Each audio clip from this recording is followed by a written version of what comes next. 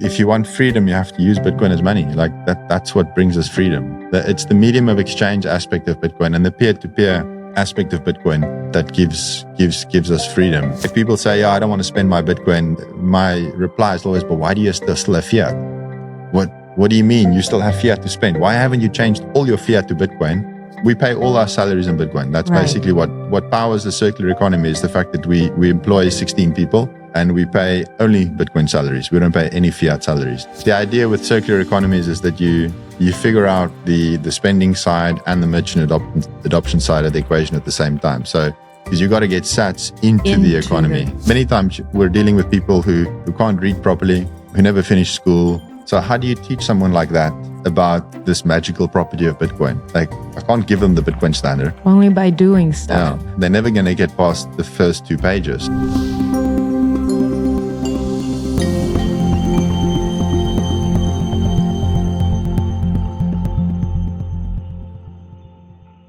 Good morning from El Zonte, El Salvador. Welcome to another episode of You're the Voice. I'm Efrat. It's quite early. It's 10:13 in the morning. I woke up at 6:30 today. You know how they have this guy with the vegetables and the fruits? Yeah. 6 a.m. They're going past the hotel with the noise of the, whatever he says, bananas, ananas, apples, blah, blah, blah in Spanish. Sounds like when you hit 100K when they come And I'm past. like, why 6 a.m.? Yes, I want fruits, but why 6 a.m.? It's crazy. So yeah, I got up early today. And I'm so happy to be here with my friend Hermann Vivier. How's it going? Yeah, it's good. It's hot and sweaty, but it's awesome to be here. It's awesome to have you here. Thank you. And we had a quite quick turnaround from when I told you I want you on the podcast to yeah, that now. was very quick. It was last week. A couple of days ago. Yeah, we were sitting on a stage together at Adopting Bitcoin doing a panel. Yeah. And I then realized that 3 out of the 4 panelists on stage with me have been on my podcast except for you. Yeah, it was a good panel. I mean, it was, I didn't know what to expect. It was a little unpredictable. Sometimes that can turn into a disaster. Sometimes it can turn out really well. And I think that one turned out really well. It was an awesome discussion. Yeah, it was a good one. Yeah. Yeah, we had rock stars. So yeah, it was a bit of a vague topic, but that's kind of turned into exactly that. Mm-hmm. It's the topic was very descriptive for the panel. That's right. It was called Bitcoin Comes to Life. Yeah. And it's going to be on my channel soon because I'm going to cut it out from the live stream and put it on YouTube and everywhere. So make sure to watch it. It was a taste for me on what you do. And so I'm highly intrigued, and that's why I want to have this conversation with you. But just before we start, I want to give a shout out to Bitcoin Beach, who is hosting us so gracefully here in their new amazing studio at El Zonte. There's a Bitcoin Beach podcast. If you don't know it yet, please go to their YouTube channel and give them a follow, a subscribe. And thank you, Mike Peterson. Thank you, Paco, for hosting me. This is what the Bitcoin community is doing, and it's just so good to have this support network. Everywhere I go, people just help me with whatever I need. So I really appreciate it. Also, please support You're the Voice by liking, sharing, leaving a review, and donating if you can. The links are all in the show notes, and every donation helps. So if you're listening on Fountain, you can boost or zap us, and also Bitcoin Beach podcast. Please do the same. We need your support to keep going. So thank you. And Herman, let's kick it off. Let's do it. So you're the co-founder of the Surfer Kids nonprofit, yes, which then created the Bitcoin Ekasi project, which I would love you to take us through. I know that you founded it with your wife in 2010, but can you kind of take us through the journey where you started and how we end up here about 14 years later? Yeah. Yeah, I can do that. I'll try and put it in a nutshell. It's a little bit of a convoluted story, but take your time. It involves a relationship and marriage, so those things tend to be convoluted. Whenever there's relationship in there. Yeah, 100%. Bitcoin kind of weaved its way into our marriage and business and everything that we do. So, but yeah, I mean, we started a business in 2010. And we got married that year as well. Neither one of us wanted to work for someone else. South Africa was booming as a tourism destination at that time, hosted the World Cup, the soccer World Cup. And yeah, we saw a gap in the market, marketing South Africa as a destination to Eastern Europeans and Russians. My wife she was born in Ukraine, but grew up in Russia after the Soviet Union collapsed. So the language was kind of our foot in the door. Business went well until 2014. And that's when the annexation of Crimea forced sanctions onto customers of ours, clients who could no longer pay. And that we just adopted Bitcoin as a sort of a last resort then. Were they mostly Russians or Ukrainians? Well, both. Both. Our first clients to pay in Bitcoin were actually Ukrainians who banked in Russia. Okay. So that's how Bitcoin found its way into our lives, right. As a matter of necessity just because they couldn't pay fiat. Yeah, they through couldn't. Banking and the banking rails. They were cut off from the banking rails. Today, I mean, we still operate the business today. We get about 75% of our payments in Bitcoin. The ones that we don't get in Bitcoin are Russians or Ukrainians or Eastern Europeans that bank elsewhere.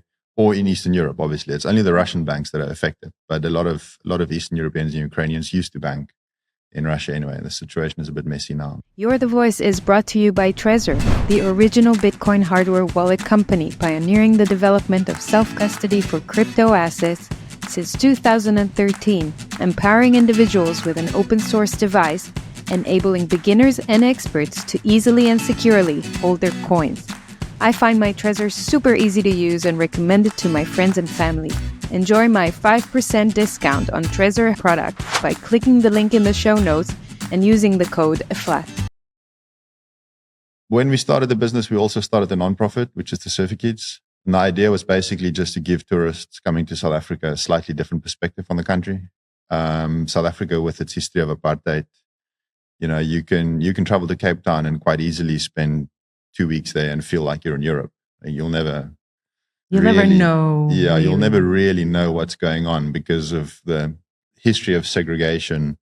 The unwanted people were always, stuck on that side of the highway. So it's a little different from poverty in other countries where it's sometimes in your face. Like I walk around in Alzonte here, and as soon as you sort of walk behind one of the shops, you can see that there's kind of poverty here, but the tourism kind of sort of mingles in with it. Everybody's walking everywhere. Whereas in South Africa, you'll have this level of poverty, except you'll never see that if you're a tourist. So we wanted to give people a taste of reality. So we started a nonprofit to do that, bringing kids down to the beach from one of these poor neighborhoods, teaching them surfing.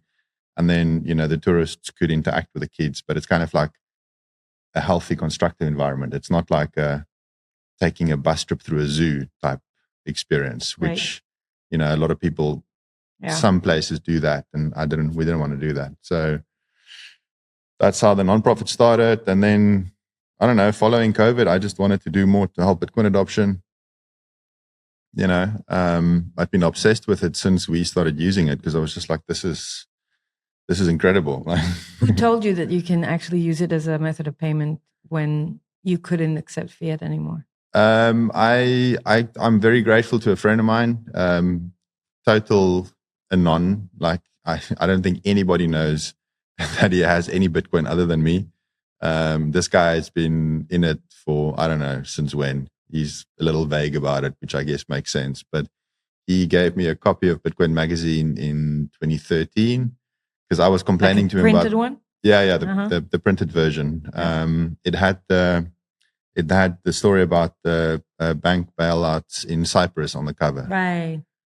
Because I was complaining to him about what was happening in Cyprus. We had some clients who were affected by that because there's a lot of Russians who used to bank in Cyprus as well, and the bank customers basically bailed out the banks. Like some of the banks went bankrupt, and then they call it bail-in. Yeah. They basically took that bring customer. Your fiat in, and they suck in. That's crazy. They basically took customer deposits and then gave them shares in the bank in exchange.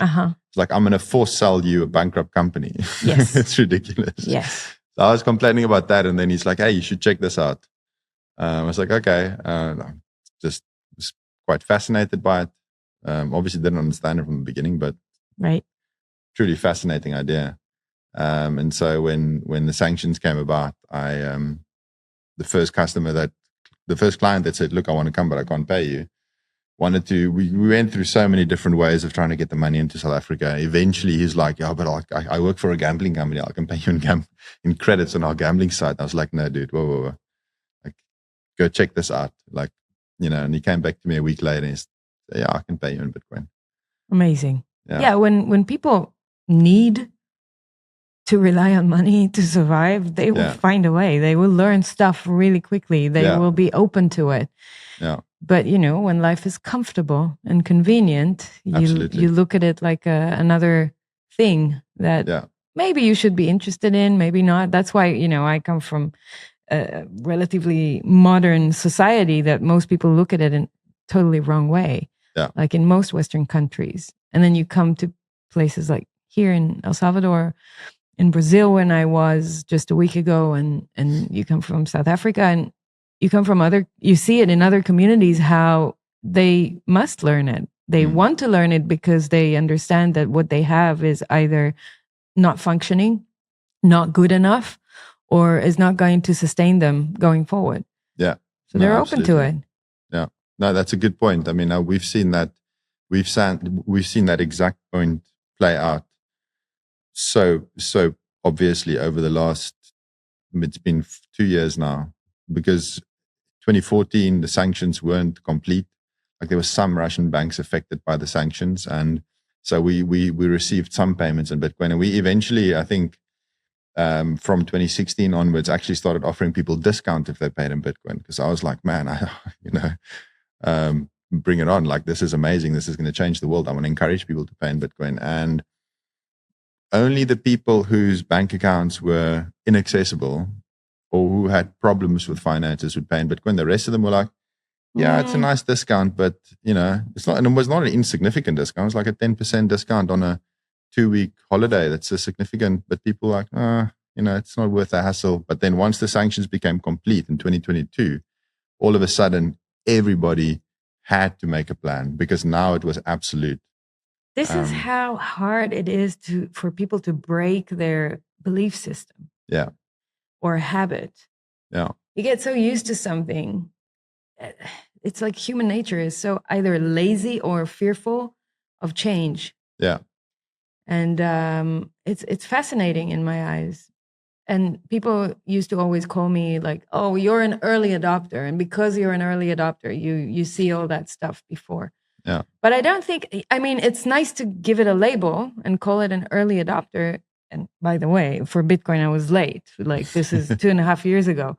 I don't know how early that is for some people, but it's not about being early. It's about being open. It's about being willing to put your ego aside and say, yeah, I've learned something throughout my life. Maybe I'm wrong. Maybe there's something else I need to know. Maybe there's something I need to consider. Yeah. Maybe I was fooled. I was manipulated. I need to stay open. If you have that humbleness and you're willing to learn something new, and you are taking into consideration that learning something new always means some work. You have to put in some work if you're going to learn something new. Yeah, absolutely. Then you're capable of bringing new things into your life and change things. Yeah. No, people are stubborn by nature. Yeah. They don't learn unless they absolutely have no choice. Right. There's a term for that in psychology, or in any of the internal matter of the mind, called rock bottom.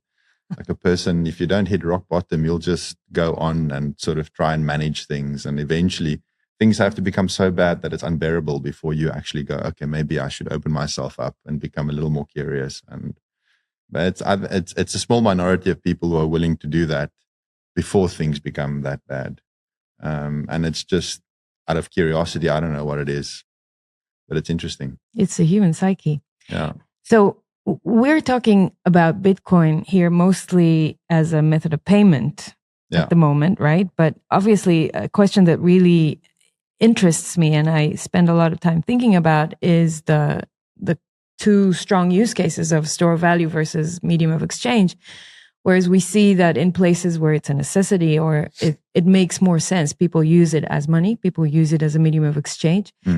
And I'm not so sure that in the West or in Western countries where people have their convenient lives, relatively speaking, convenient, nothing is convenient these days, but they think it's convenient. So I think they're not going to adopt it as money. And I think they're going to look at it as a store of value, another gold, another type of digital gold. And I would have really liked to see it become money, but I'm just like, thinking out loud together with you, are we going to see Bitcoin becoming a medium of exchange or money in the West, or is it going to stay as a store of value and maybe push people to use it as a payment method only if they have to? What do you think? Yeah, I think they'll adopt it as a payment method once they have to. Again, it comes back to the same point you were making earlier. People change when they have to. So if their methods of payment work, then why would they want to switch over to Bitcoin? There's a different reason for people in the West to adopt Bitcoin, which is to get rich, right. Which is fine. There's nothing wrong with that, but it's a different motivation. For me personally, it's always been a medium of exchange first before store of value. That's why I adopted it in the beginning. I was trying to get money into South Africa to run my business. I was not initially entirely convinced about the store of value aspect of it. For me, it was just, well, it's worth something. There's a person over that side that can exchange his fiat value for it, send it to me, and I can exchange my fiat value for this thing over here. So it's a way to move value from one country to another, and I can keep running my business, which is kind of why I feel a little bit like the Bitcoin pizza guy, because all of that Bitcoin that we received in 2015, right at the bottom, I mean, we used circulated again. We had to. We had a business to run. We couldn't. Wow. We couldn't hodl. It is a bit like the Bitcoin pizza guy. Yeah. Wow. But it's fine. I mean, we obviously did. Do you ever have this moment where you go, "Fucking hell"? All that Bitcoin that went past my hands and moved to the river of Bitcoin somewhere. Yeah, I mean, I sometimes think back to it's funny story, maybe on a side note, but one of the early wallets that I used, my first wallet was a Bitcoin Core full node, because it's the only wallet I could find. What was it called? The Bitcoin Core full node. Full node. Yeah. So no, like the Bitcoin Core, where you have to download the whole blockchain to receive Bitcoin. So I waited for a couple of days before I could receive my transaction. But I had a password. I had a password on that wallet, and the password, I remember that password to this day. And the password was the amount of Bitcoin denominated in sats that I had in the wallet when I received my first transaction. So I've got the number in my head of how much Bitcoin I received to that first time I got a payment. And I mean, the value of Bitcoin was $200 and something at that time. Okay. And it's just insane if I think about it now. But I don't have any regrets. Like, it's just, nobody at that time knew that we would end up where we are now. Yeah. I certainly didn't expect that. It's just a way for me to move value. Maybe some people can claim that they knew. Like, yeah, I don't know. I didn't. It took time for me to become convinced. Yeah. So I don't have any regrets, because sure, it's like, if I think about it rationally, it's like, yeah, but I had to go through all that other stuff, the whole shitcoin cycle, trading shitcoins. I had to go through all of that in order to get to a point where I understood the actual value proposition of Bitcoin. So no, I don't, but I do have that number in the back of my head of that first Bitcoin transaction coming in. And I was like, wow. If I think about that, I feel a little bit like the Bitcoin pizza guy. Not quite, but just a little. That's good. But it's always been a medium of exchange for me first. And that's the same in the project that we run in the Ekasi project. It's a medium of exchange for the people who we introduced to. Like, they can't afford to save. They're not getting into Bitcoin because they're thinking about investment. They do eventually. They get there? Yeah, eventually. Okay. Without fail, everybody that we employ, so we pay all our salaries in Bitcoin. That's right. Basically what powers the circular economy, is the fact that we employ 16 people. Yep. And we pay only Bitcoin salaries. We don't pay any fiat salaries. 10 of them work full-time, 6 work part-time. And without fail, every single time we employ someone new, it takes about 6 months to a year.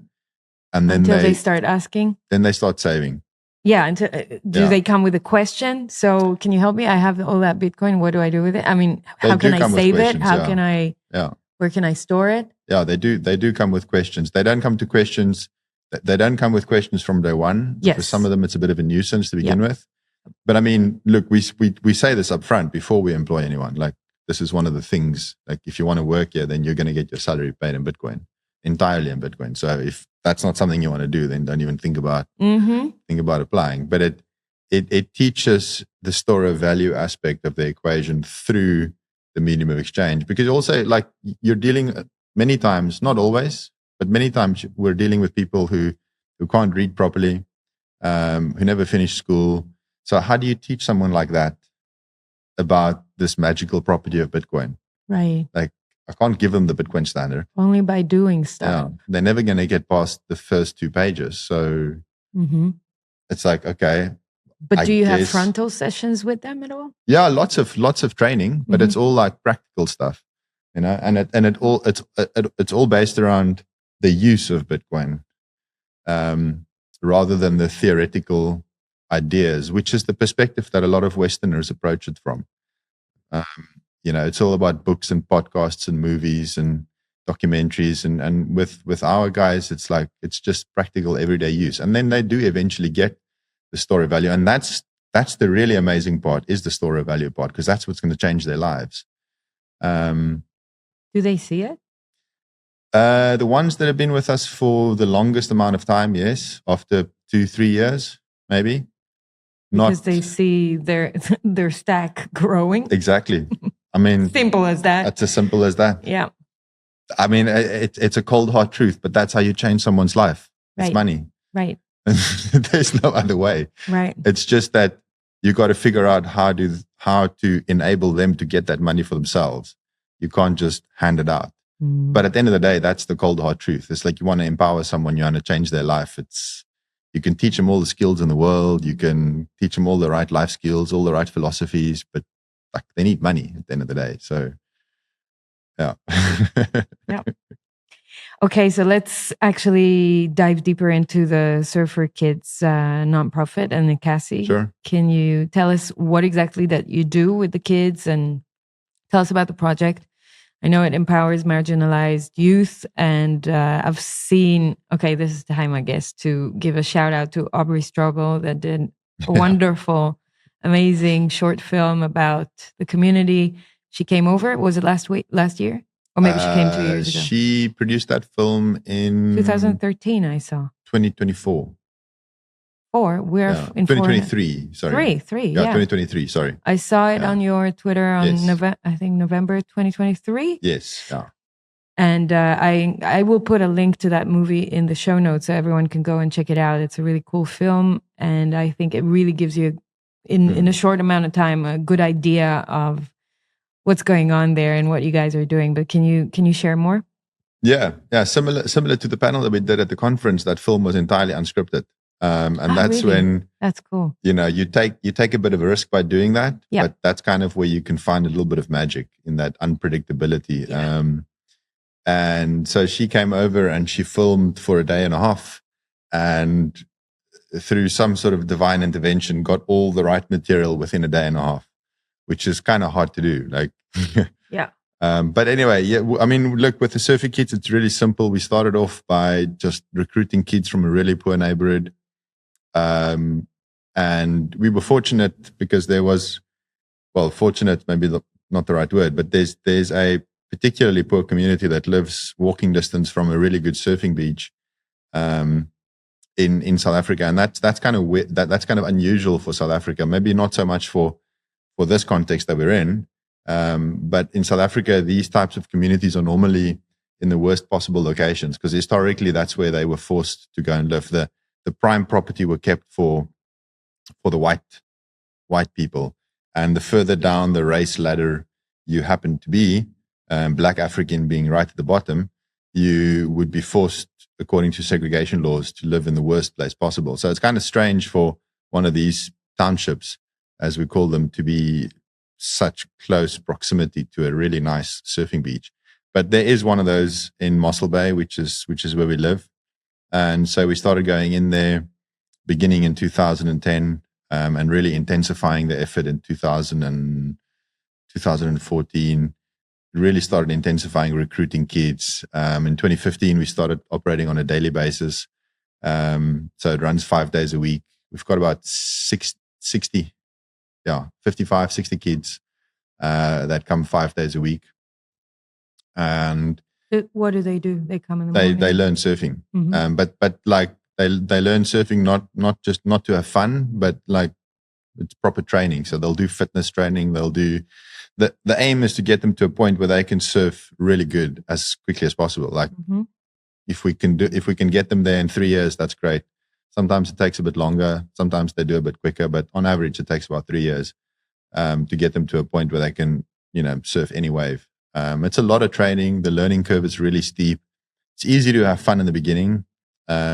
Super easy to just get on a board and start having fun. But as soon as you start progressing, the learning curve is really steep. And the idea is just to give them something good and positive and constructive to do. That's always been the idea. As the program developed, we incorporated a bunch of other stuff like, life skills and life-saving first aid training. We deal with a lot of medical problems that the capacity is not there to deal with it at home. Some of them don't have parents. Some of them live with distant relatives. They don't really care. A lot of drug abuse, alcohol abuse at home. So we deal with a lot of social issues. We feed them on a daily basis. So we cook 60 meals a day. Help with school issues because the school is a mess. Do they go to school? Yeah, they go to school, but the school is a total fuck up. Sorry, my language. It's a public school. It's a public school, yeah. It's the bottom tier where it's fully government funded. So they don't have to pay. But the staff is overworked. There's not enough resources.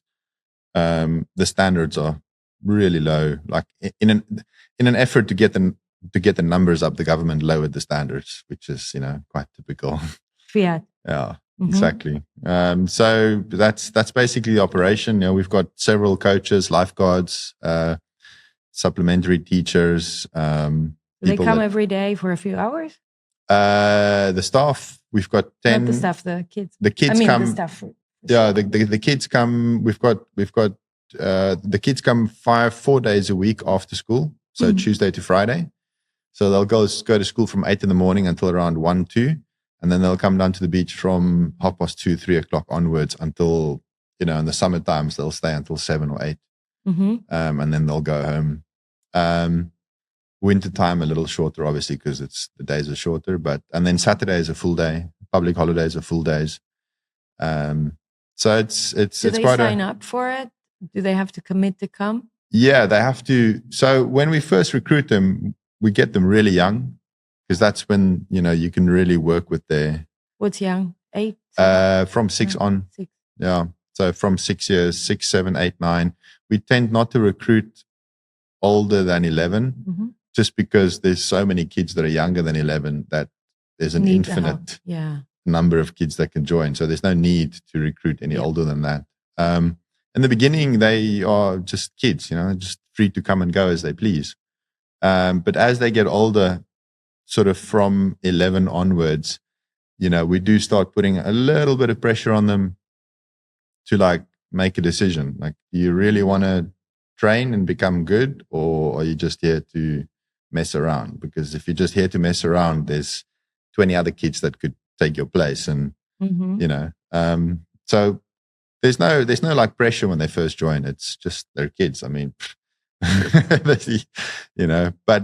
but the idea is to get them into the habit of attending regularly, and so we have a reward system, which actually Bitcoin has been fantastic for this, because none of these kids are ever going to get banked. Like, there's no birth certificates, there's no proof of address, there's proof.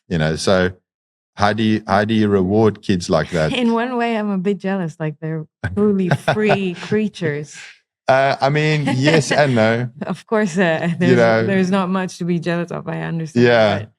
Yeah. In a way, I can see that, but in another way, I mean, like, there's so many people in the Western world now after COVID would have loved to not have an identity, not be signed in anywhere, and not be able to be KYC'd anywhere. No, I get it, but I mean, look, it's a little different, because I mean, there's lots of things they'll never be able to do, driver's licenses, blah blah blah. Not that any of those things are necessarily yeah. Anyway, you know what I mean. Of course, I know what you mean.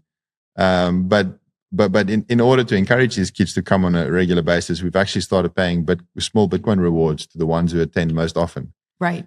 And we're only able to do that because of Bitcoin. Doing it with cash would have been a security risk, obviously. Doing it with other forms of digital banking would have been impossible.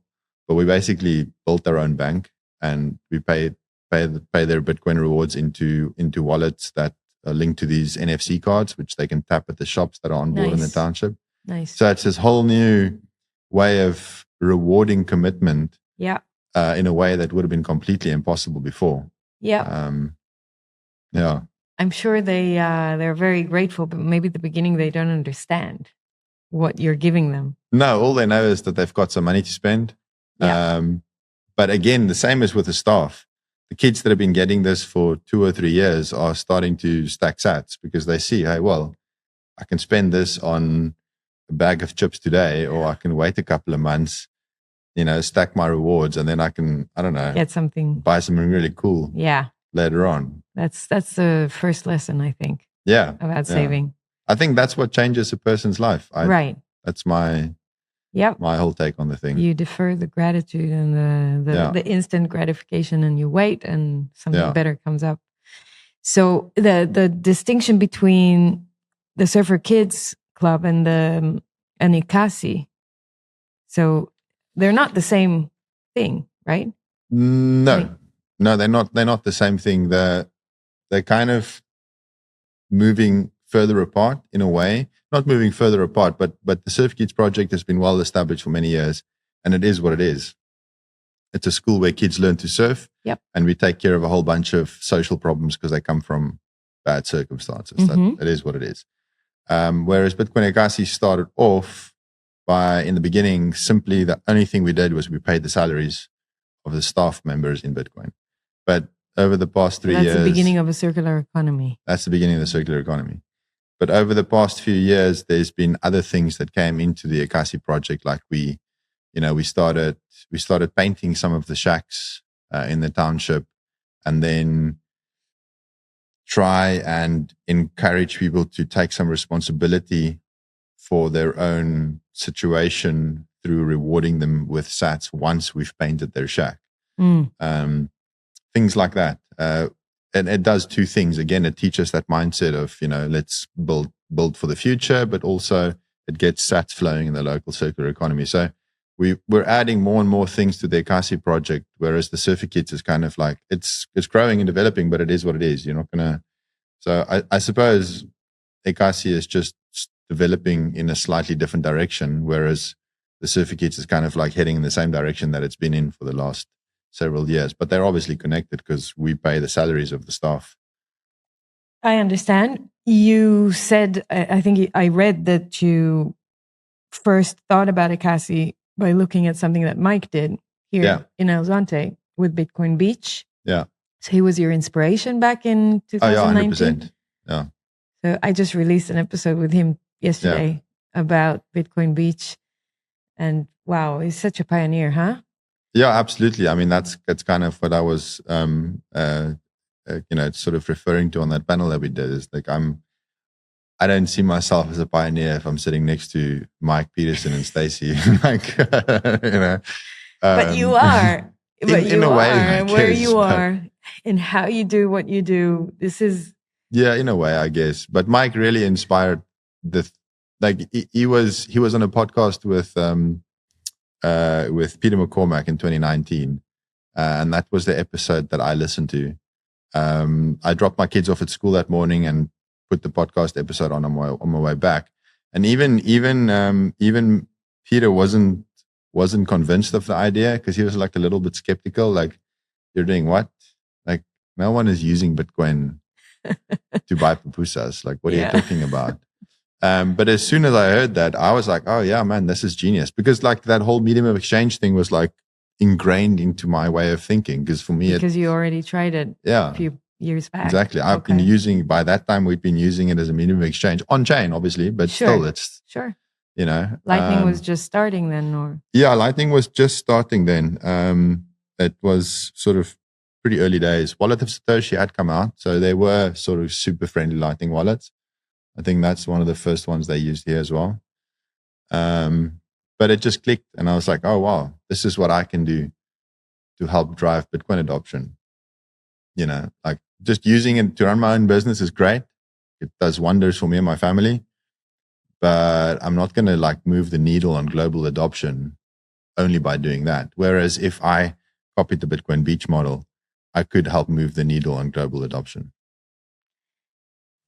That is super cool. So then you started, and what happened with Ekasi since then? It's attracted a little more attention than I was prepared for. In what way? In what way? I mean, like I was. What did you want it to be, and what did it become? I wanted it to attract attention. That's part of the reason for starting it. To inspire people to copy the model, especially to inspire people to adopt it as a medium of exchange. Because I obviously started seeing this whole like, that was, today it's a lot more obvious or a lot more clear than what it was then. There's this dichotomy between store of value and medium of exchange. I don't think it's a dichotomy at all. Not at all. There seems to be a lot of people who see it as a dichotomy. And I was like, but you guys, like, we have to use this thing as a medium of exchange and a store of value at the same time. That's how we attain freedom. As a store of value, it's gonna change your life because you're gonna get rich.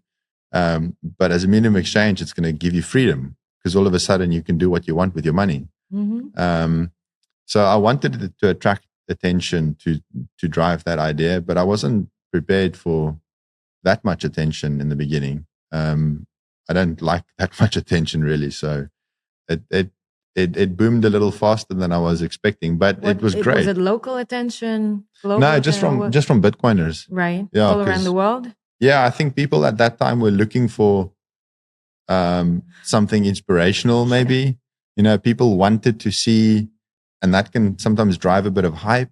Yeah. And then if you yourself or a project that you run get caught up in the hype, you don't want to be seen as something that's just hype. Yeah. You wanted to start slow. Do the work. Yeah. Let me do the proof of work before you start celebrating me. Right? Yeah, exactly. Yeah. You want to start slow, start small, build slowly, gradually build it up. And when there's really something to show, then maybe, you don't want like your second video on Twitter to have like 300,000 views and people are like, oh, wow, South Africa's adopting Bitcoin. It's like, no, guys, it's not that. It's a bit more nuanced than that. It's just one shop, like, whoa, But I mean, that's how it goes. Thank God we don't have the mainstream media behind us. You'd get like a headline in the paper saying South Africa is adopting Bitcoin. Exactly. But we're not there internet, yet. That's social media and the internet for you. Yeah. But I mean, it's really helped the surfer kids grow. It's helped the Ekasi project has done wonders for not only for the surfer kids but for other organizations that are also copying the model. And I'm sure it helped with donations from around the world. Yeah, definitely. I mean, before I was doing fundraising for the surfer kids in fiat, and it's really hard to hit a nerve with someone and say, look, you need to give me money to teach these kids surfing because it's going to change their lives.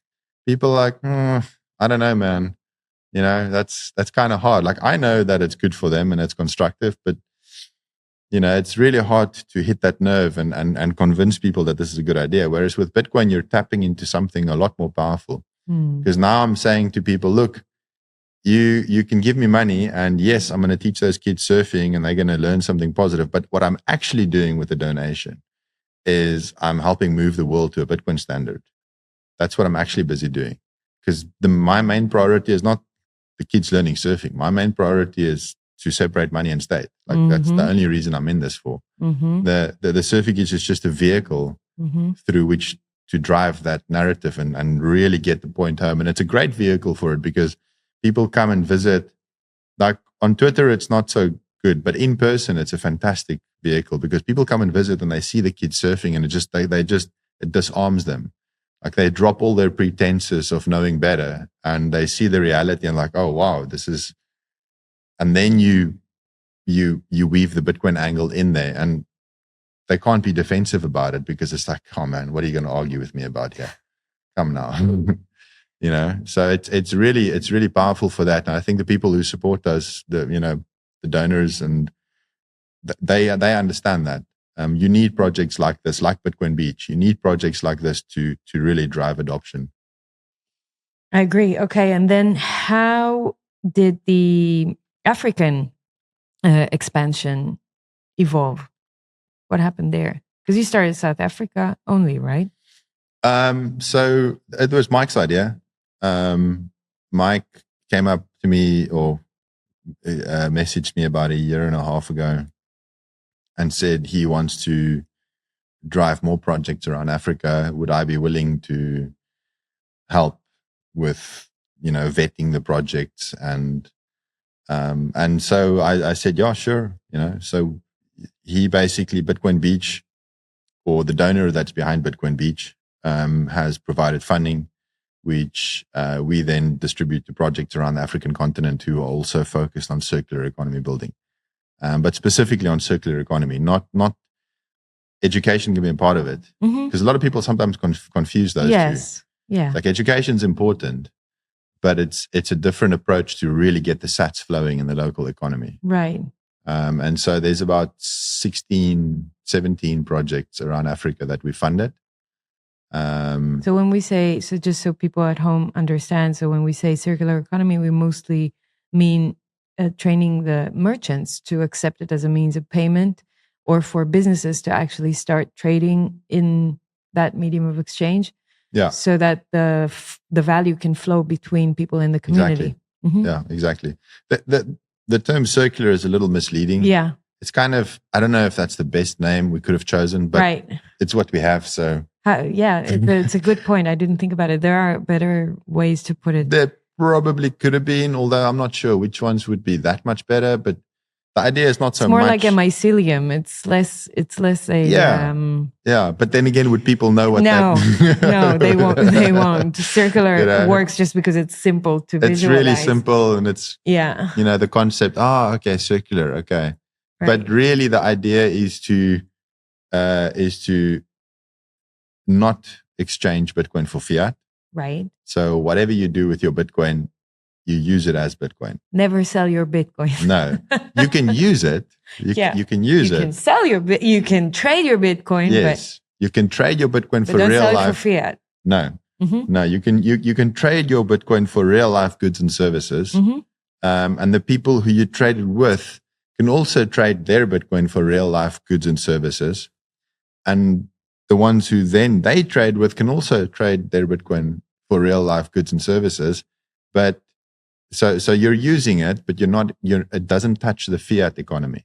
So the Bitcoin flows in a circular way. We're in the parallel world, parallel system. Yeah. Yes. That's the idea with the circular economy. It's not necessarily that it all flows in a circle within that same community. I give it to you, you give it back to me. Yeah, of course. It doesn't have to be that way. No, it doesn't have to be that. And obviously, it's as far as possible. Like, we do still live in a fiat world, so sometimes you do have to. But the idea with circular economies is that you figure out the spending side and the merchant adoption side of the equation at the same time. So, because you got to get sats into the economy. Yes. Yeah, and that's kind of where the Bitcoin Beach funding comes in really handy, because we can look for places where, for example, in Ghana, there's an academy that does coding development. They teach kids coding skills, right? Robotics, that kind of thing. And so Bitcoin Beach gives us some funds, and we go, okay, we're going to give these guys some funds. And now they've got funds to run their program, but they're paying the teachers in sats. And again, those teachers can then go out into the local economy and spend the sats, and in that way create the circular economy on top of this existing educational platform that they have. Very similar to the Surfer Kids, but that's kind of, and there are several projects around Africa that we've helped to do that. So that point of how do we kickstart it is an important point, I think. And I was on a panel with Evelyn from Berlin here in El Salvador, and she was saying that at the beginning, her and her partner had to go door to door through the merchants and actually be the ATM themselves. They would be the ones with the fiat telling them, we'll do the trade for you. We'll be the bridge between fiat and SaaS so that you can kickstart this. So is that something you had to deal with? For them to give you, let's say they accumulated cash and they wanted to trade it for sats. How did they do that? There's a couple of projects that have taken a similar approach. I've not been to Berlin yet, but are you coming on Saturday? Not on Saturday. Okay. I'll go this weekend. It's going to be a little tough, but I'm definitely going to go there while we're here. But it's a slightly different approach. But there are projects who we have supported that have taken that approach, where it's more like a business development type approach, where you're actually approaching the businesses and you're kind of like their, like you said, ATM mediator exchange. for the beginning. Yeah, that's another way of doing it. It doesn't have to be. You don't have to build a circular economy in the way that we did it. Like we just took the Bitcoin Beach model, which is you take this organization that does social work and you start paying salaries in Bitcoin. But there are other ways. There are other ways to do it. There's a very interesting project very close to where we are, also in South Africa. It's about an hour and a half away from our project, called Bitcoin Witsand, which is Witsand, yeah, which is white sands. What is yes, white sands. Okay. And all the people that live there are white too. So what a coincidence! It's very different. It's very different from what we do. Whereas we're focused on a predominantly 99% of the people in the community are black. When I go in there, I'm the only white guy around. There's maybe one or two other people that work with me that are also white that go in there, but it's a predominantly black African community. Lots of poverty, unfortunately. Whereas Witsand is an hour and a half away. A lot more wealth concentrated there. But they're also building a circular economy, completely different model. Which is kind of what they're doing in Berlin, which is where these two very passionate people are going around from business to business to business and saying, look, if you accept Bitcoin, we will actually take that Bitcoin from you, provide the fiat back to you. And that's how they start the engine. Yeah. It's just a different approach. But at the end of the day, you're doing the same thing, which is you want sats to start flowing as a medium of exchange. And how many projects in Africa today have started, or not started, or being empowered by you and the initiatives as a result of expanding this to Africa? The last I checked, we did a funding round in October, and after that, it's been 16 or 17 projects. I have to go and check. 2 of them, unfortunately, not successful. Just completely fell off. The wheels went off the rails. But so there's... Is it 16 different cities? No, not quite. No, almost. Yeah, not 16 different countries. That's for sure. Definitely, because in South Africa there's at least 5. Other than ourselves. So most of the effort has been focused on South Africa, but only because that's what I'm most familiar with. So it's a little more difficult for me to do it in other African countries, because I've got to reach out to my network so that people can vet the projects on the ground. I can't travel to all those African countries every single time What other countries are? Kenya. There's a cool one in Kenya. Ghana. The one in Ghana we've been working with for the longest time. There's one in Uganda, really cool one in Uganda, based around an orphanage. So there's an orphanage and a school, and the orphanage is basically the school. The school is comprised of 75% of the school students are from the orphanage. So the two are very, very closely interlinked. And then they've started paying salaries in sats with some of the funding that we've given. So they're building a circular economy around the orphanage and the school in Uganda. Yeah, that's a really cool one. There's 2 new ones in Nigeria, but they're very new. So they haven't been going for that long. And which other countries? There's the tiny little one in Mozambique that I'm trying to jumpstart, but that's a tough one because there's no infrastructure whatsoever. Like Mozambique is really just sand. There's nothing. But I spend quite a bit of time in Mozambique. That's why I'm trying really hard to get one going there. So what do you do actually when there's no internet, electricity, good electricity? I mean, internet's okay. Internet's okay? That's the one thing that they have Do they going use for them. phones, like mobile phones? Okay. Yeah, internet's okay, but there's very little like banking infrastructure. So, getting things exchanged is almost impossible. So look, if you're going to start a circular economy, the reality is that if it's easy to exchange between Bitcoin and fiat, it's actually easier to get the circular economy going, because you can't expect people to jump in with both feet and just YOLO in, especially if they've got very little to, they've got very little to lose. Yeah. You have to sort of ease it in. So if there's an easy way to exchange Bitcoin to fiat, it actually helps. So in Mozambique, there's almost no way to exchange Bitcoin to fiat. The only way that we've found is through Bitrefill phone credit. That's the one way to do it. So you'd have to sell the phone credit to get the fiat, and then this three-way transaction. So phone credit on a card, on a gift card of Bitrefill, would then be your means of exchange. That's very interesting. Okay. Yeah, but it's still cheaper than the fiat system, which is kind of makes you wonder how inefficient. It's more efficient for me to send Bitcoin from South Africa to Mozambique, and for the guy in Mozambique to exchange that Bitcoin to local meticas by buying a phone voucher and selling the phone voucher for meticas. That's more efficient than a bank transfer. Wow. Makes you wonder. It's cheaper as well. Fucking hell. Yeah. Okay. And any other countries? No, I think you said. No, I think I mentioned most of them. Kenya, Ghana, Nigeria, Mozambique, South Africa. Off the top of my head, I can't think of any others now. That's super cool. I mean, people, how many people tell me, but I can't buy milk with Bitcoin. And it's like, first of all, you can. You just live in the wrong country for it. Secondly, where you live, I don't know why you would want to do that yet. Exactly. So it will take time, but it exists. So, if anything, I think this episode will serve me so well, like egoistically, to just all those people that say, oh, I can't do this with my Bitcoin. Yeah, you can do all of that stuff.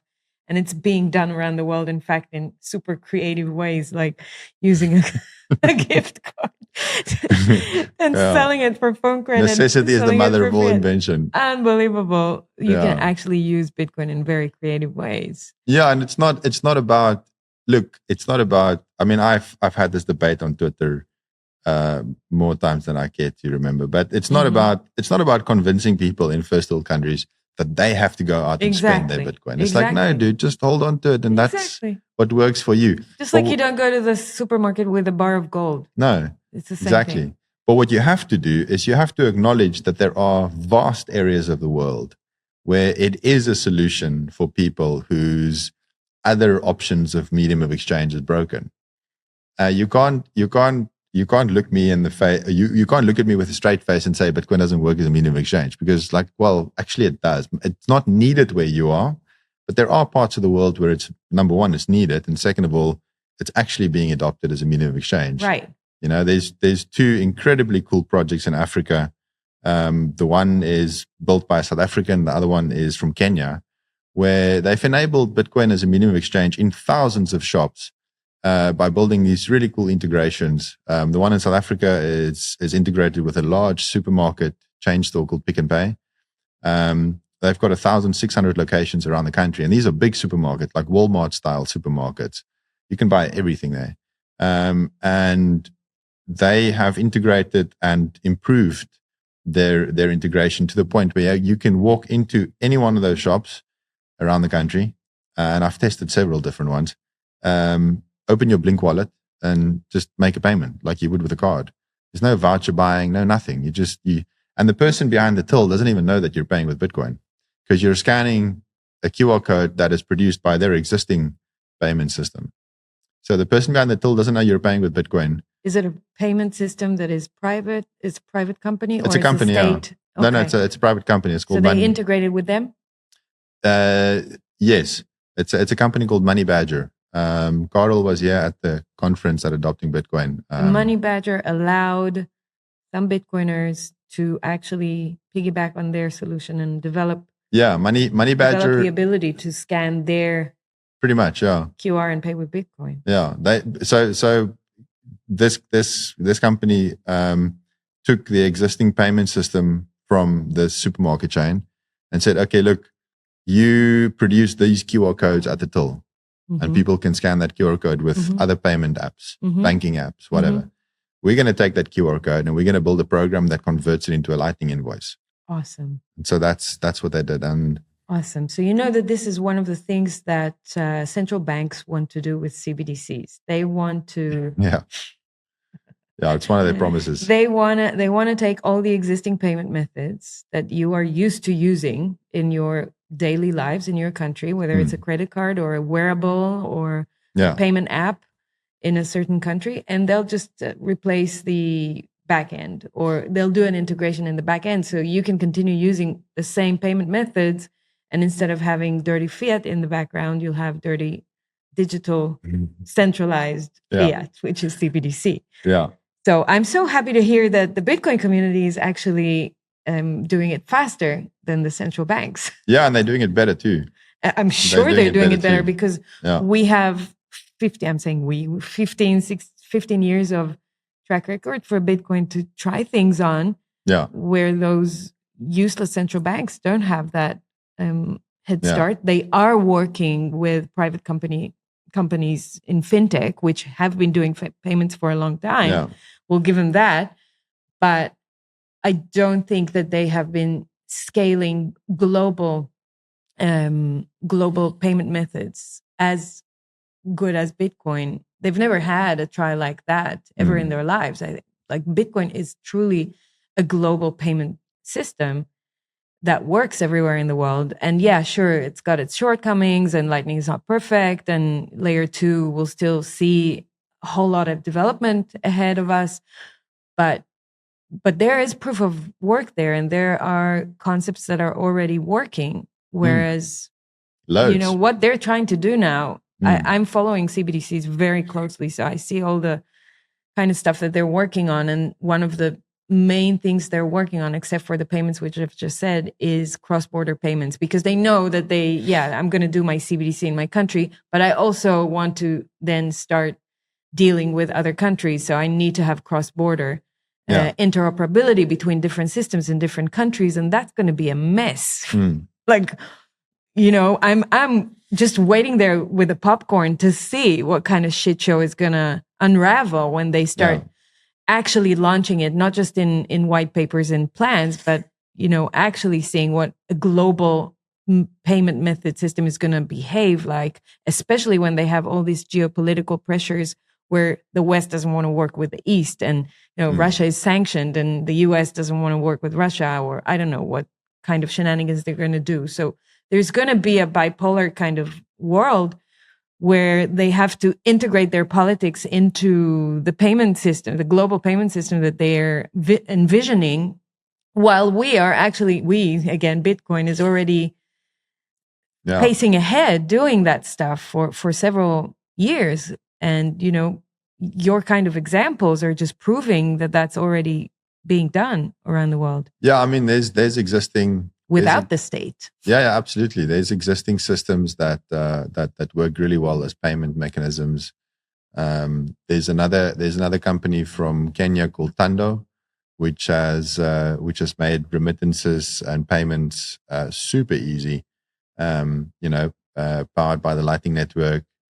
There's a South African company globally again, right? Yeah, locally. Yeah. There's a South African company called Orange that's working on cross-border bank transfers using the Lightning Network. They were also here at Adopting Bitcoin. So there's lots of things being built, and I think a lot of it is coming from developing countries where, you know, where you have issues to solve and people are working to solve them. And I think they so far are doing a better job than their government counterparts.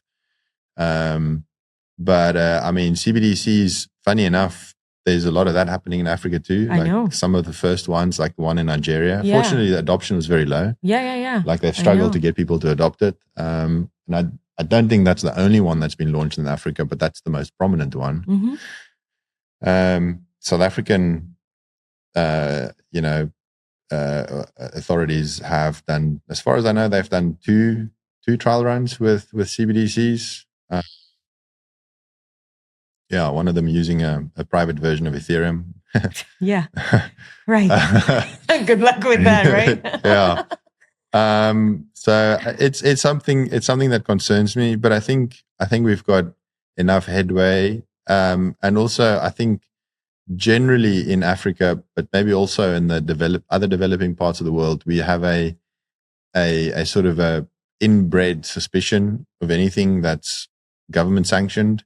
So it's going to be really hard to get people fully onboarded to something like that. It's going to be tough. Especially when most of society is unbanked, so you cannot coerce them through banking. Yeah. Which is what is being used in the West on the most part. You coerce people through controlling their money through the banking system, and then you can, the IMF released a paper where they say we are building the incentive structure, which is monetary and non-monetary for integrating CBDCs into your life.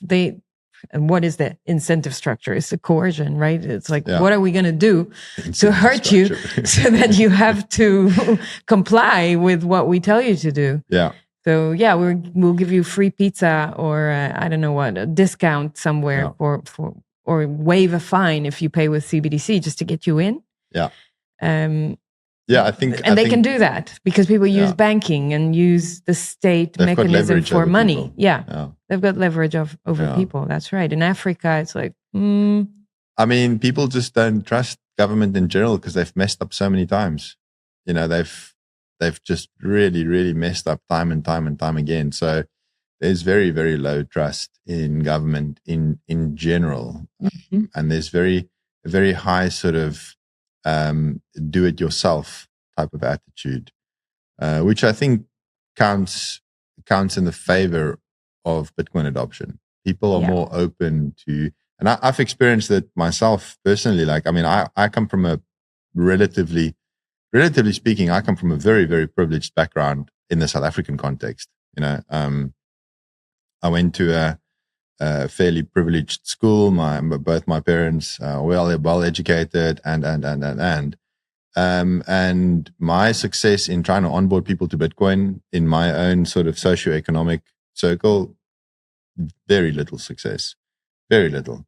As soon as we started the Ekasi project, and I mean, I tried for a long time, from 2014 onwards, so I gave it a pretty good go. I mean, I won't name names, but there's some people in my family that are very highly educated, very high up, working super high-powered corporate jobs. From the get-go, basically told me, this is only good for drug dealers. Forget about it. It's never going to work. Bitcoin is going to fail. You'll see. But as soon as we started the Ekasi project... Is it 100K yet? I keep prodding them every now and then. But as soon as we started the Ekasi project and I went into these communities that have been failed, and where things don't work, people don't have flush toilets, there's no electricity, and it was like, literally all you have to do is show them that, hey, you know what? You can buy phone credit with this stuff.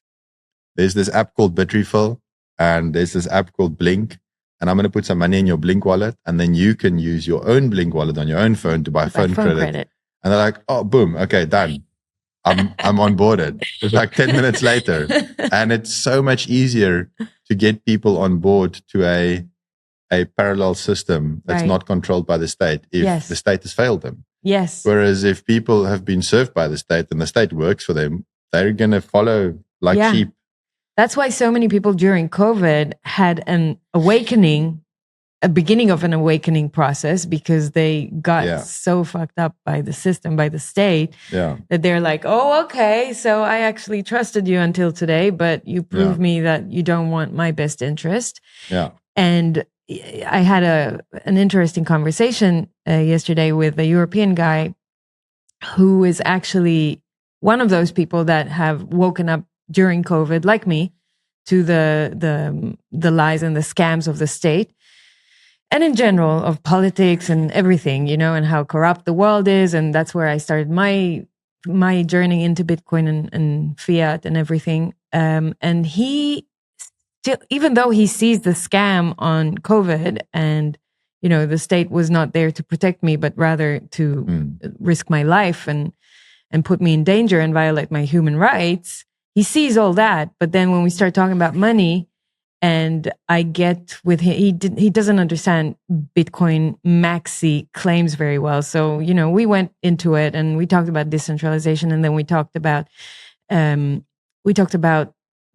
fixed supply of Bitcoin, which is the core, in my opinion, for why this is sound money and a solid asset. And he goes, but what is the problem with having like as much supply as you want?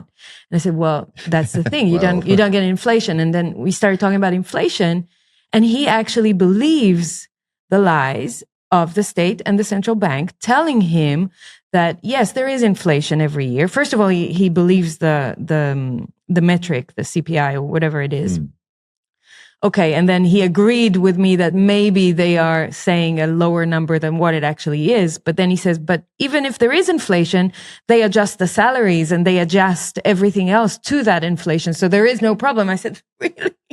Really? You're being impoverished with inflation. So he has the wrong idea about the fact, like the scam of fiat and how inflating your supply really impoverishes you and makes your assets worth less rather than, and dilutes you rather than empowering you. He actually thinks that inflation is a good thing. So, and that is a core. So go try convince a Western European person that even though he doesn't trust the government now or the state now because of what they did during COVID, go convince him that they're not lying to him again about the money. Where's he from? From Netherlands. Netherlands. Yes. Okay. It's hard. And he's not the only one that I have seen that has this misconception. No, absolutely. Even though you understand that the government is not in your favor, you still believe some of the things they say or do. And that's a hard one to crack. I think it circles us back to the beginning of the conversation when we say people are so stubborn or lazy to change their habits or their patterns of thinking, right? Yeah, there's been an interesting bifurcation, like a split between there's a lot of people leaving South Africa. If you can afford to, you're thinking about leaving the country. Half my family has emigrated. Recent years? Two siblings quite recently. And I understand why. Sure. It's political uncertainty, very high tax rates. You get nothing in return for the tax that you pay. The government is becoming increasingly desperate, so they're making it more difficult to leave. So you're thinking about leaving rather sooner, while it's still possible to get your mind. And the thing is, with some of my friends that have moved to Europe, there's been an interesting bifurcation where there's a tendency to be more trusting of the state. Yeah. Whereas people who have stayed behind in South Africa kind of understand that.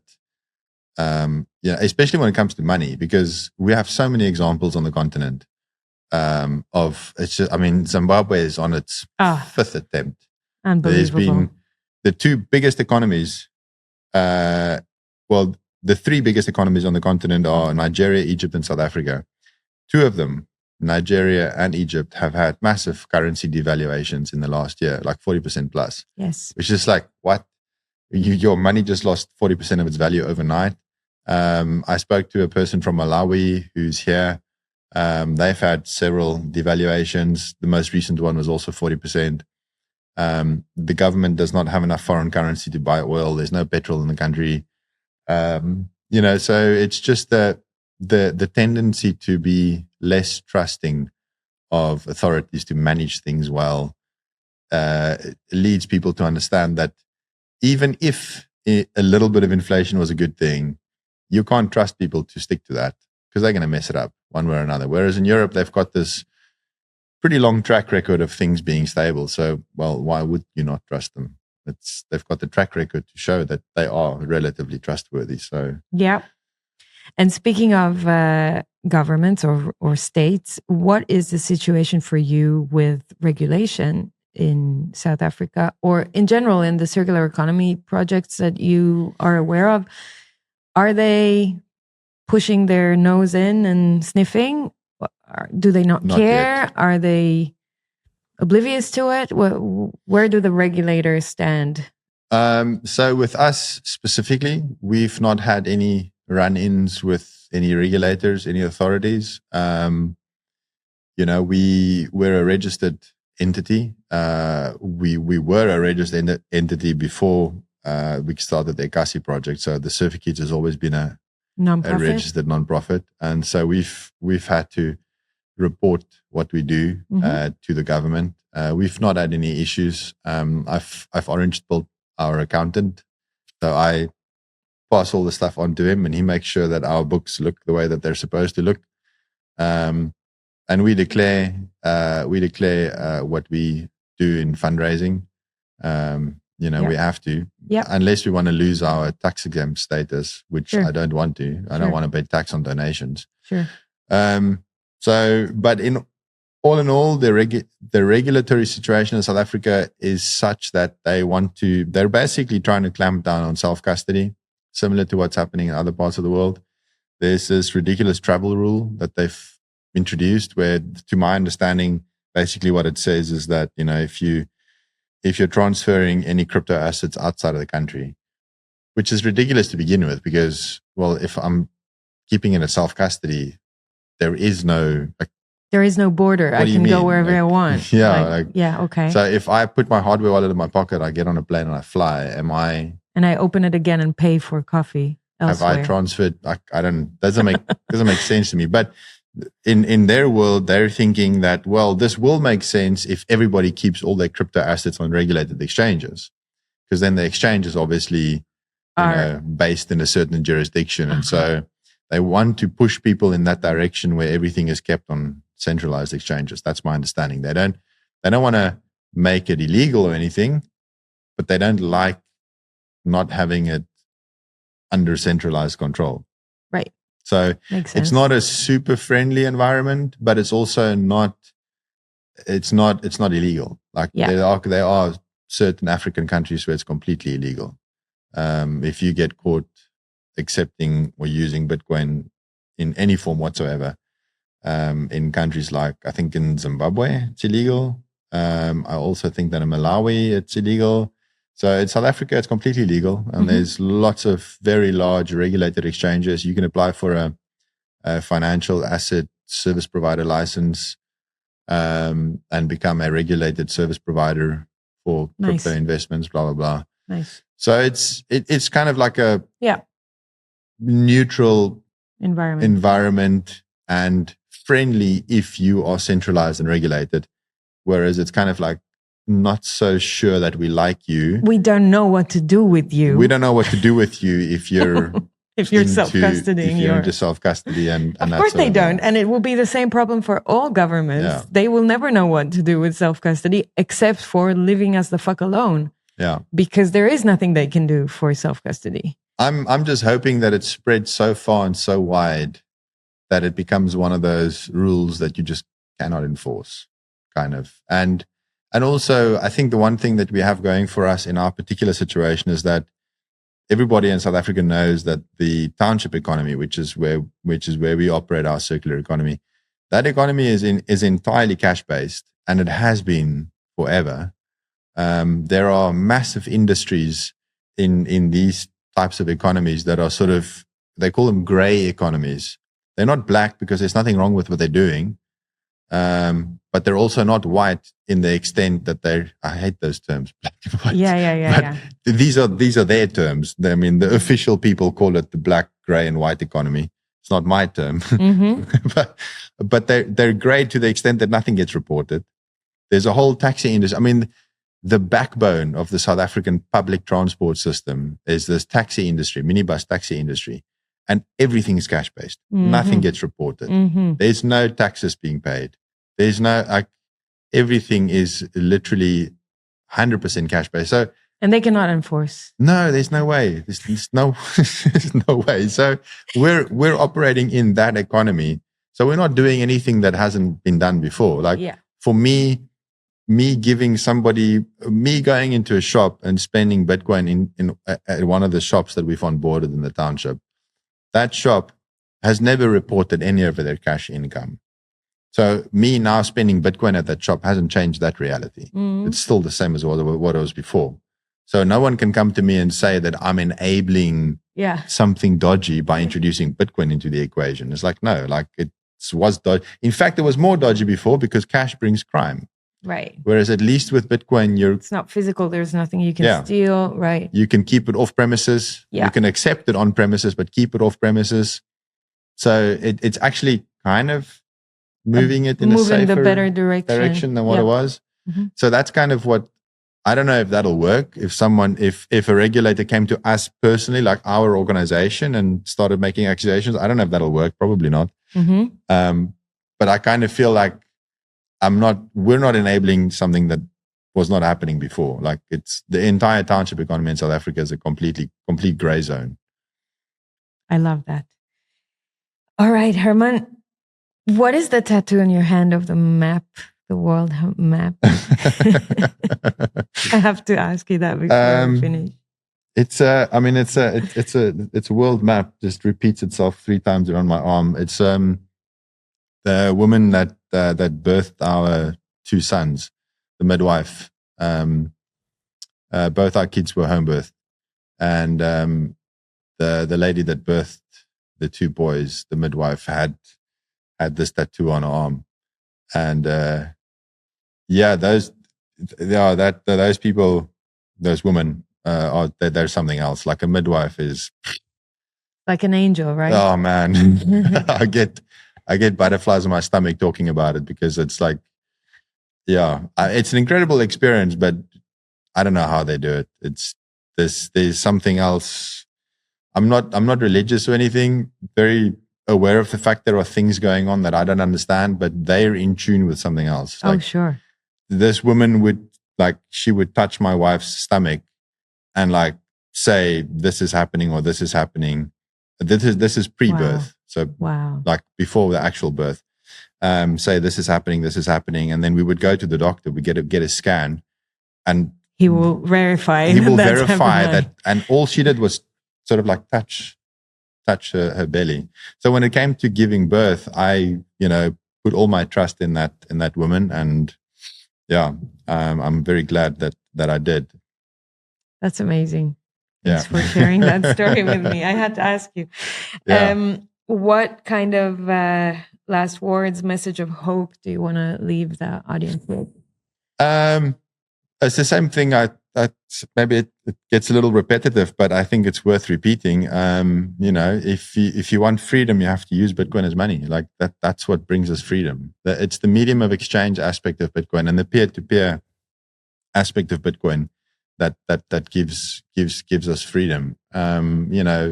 Accumulating it and using it as a store of value will give you some personal freedom to a certain extent. Maybe you won't have to work one day and you can retire early, but freedom from oppression, freedom from government control, freedom from government overreach, I think comes as a result of using it as a medium of exchange. I don't think you're going to get that by just adopting it as a store of value. So I really want to encourage people, if people say, I don't want to spend my Bitcoin, my reply is always, but why do you still have fiat?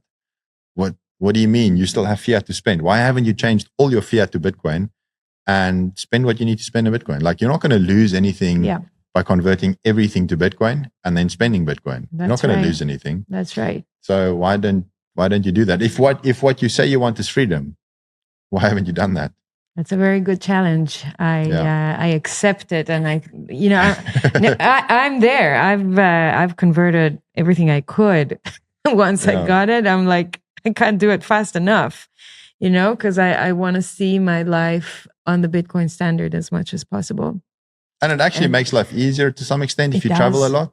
It does. I hate saying it, but it just feels a little bit sometimes like the well of wishes. Like every time I open my wallet, it's like it looks better and better every time. It's like the gift that keeps on giving. And I'm like, okay, that's nice.